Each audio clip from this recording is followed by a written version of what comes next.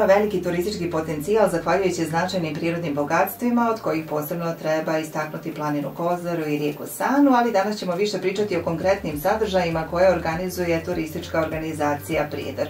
Što nam Prijedor nudi ovog ljeta, reći će nam naša današnja gošća u emisiji Aktuelno, Dijana Ramanda, v.d. direktora turističke organizacije Prijedor. Dijana, dobar dan i dobro nam došli. Dobar dan i bolje vas našli. Pozdrav vama i vašim slušalcima Divi Free Radio. Dijana, šta je to što turistička organizacija grada Prijedora nudi Prijedorčanima, ali i svim gostima našeg grada?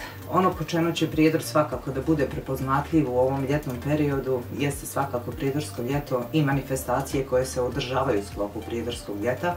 Posebno smo ponosni na dva velika tradicionalna muzička festivala koja se dešavaju u gradu na Sani. To su svakako Garden Fest koji otvara sezonu dobrog provode i zabave u gradu na Sani i koncerata u Ljetnoj bašti koja počinju 30. juna nastupom Neleta Karajlića, Psihomodo, Pop, Brkova i Sinhro. Moram da kažem da ovaj festival zaista iz godine u godinu je sve više posjećen. Posjećuju nas ljudi iz drugih gradova, da kažem i Republika, koji su željni dobrog zabave i provoda u gradu na Sani.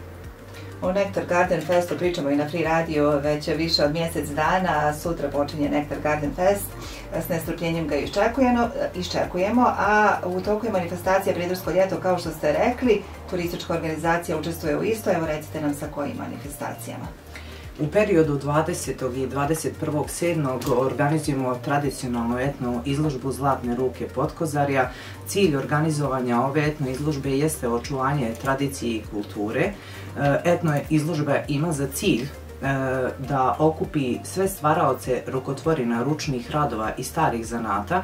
Nekako trudimo se da sačuvamo to od zaborava i da našim Prijedorčanima, a i svima onima koji posjete Prijedor, pokažemo šta je to tradicionalno sa naših krajeva, znači krajeva Prijedora i Potkozarja.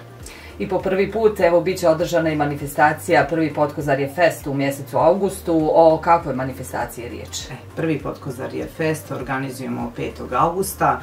Cilj organizovanja ove manifestacije jeste da pružimo priliku svim našim kooperantima iz Potkozarske kuće da se predstave posjetiocima i gostima Prijedora sa svojim domaćim proizvodima, znači koji se nalaze na policama Potkozarske kuće. Znači, pored gastro ponude imamo i bogati kulturno-zabavni program. Ja evo pozivam sve naše Prijedorčane, slušaoce vaše, ali sve zainteresovane, znači da se prijave za učešće na manifestaciji. Evo, već ste spomenuli Potkozarsku kuću, ista je otvorena u našem gradu polovinom maja, pa evo recite nam nešto više o tome. Koji je bio cilj otvaranja iste, koliko to znači domaćim proizvođačima, ali i potrošačima? Koncept Potkozarske kuće jeste da svi mali proizvođači imaju jednaku šansu da se plasiraju na tržište. Mi smo negdje prozor u svijet njima, da kažem, nudimo im i promociju i prodaju na jednome mjestu. Znači, ovo je jedinstvena prilika jer ti proizvodi koji se nalaze u Potkozarskoj kući ne mogu se naći u ostalim supermarketima i tržnim centrima.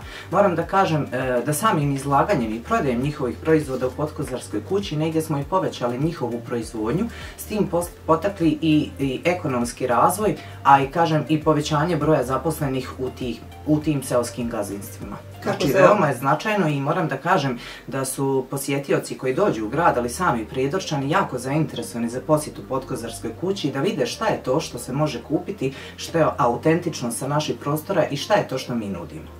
Evo, vidimo da je mnogo obaveza u narednom periodu pred turističkom organizacijom grada Prijedora, pa da li biste još, evo, pred kraj našeg razgovora još nešto izdvojili ili poručili našim slušalcima? Pored brojnih manifestacija kojima će Prijedor biti prepoznatljiv u ljetnim mjesecima, svakako je tu naša ljepotica Kozara koja nudi uređene šetalište i staze.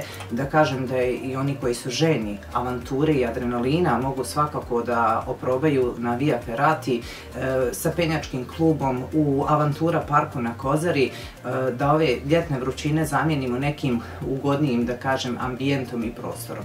I na tren da zaboravimo na stres, na svakodnevne probleme i da se opustimo u brojnim manifestacijama po kojima će naš grad biti poznat. Bogat sadržaj Prijedorskog ljeta, vjerujem da će svako pronaći nešto za sebe. Naša gošća danas je bila v.d. direktora turističke organizacije Prijedor, Dijana Ramanda. Hvala vam što ste došli. Hvala vama i vidimo se.